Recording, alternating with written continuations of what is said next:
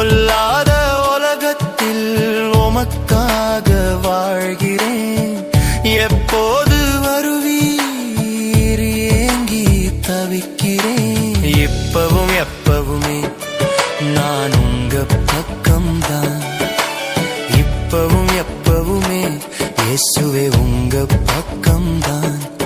உங்க மேல எனக்கு ஆசையாவல் ரொம்ப அதிகம்தான். உங்க சித்தம் செய்ய துடிப்பதில் நானும் ஒருத்தன்தான். உங்களோடு இருக்க எனக்கு ஏக்கம் ரொம்ப அதிகம்தான்.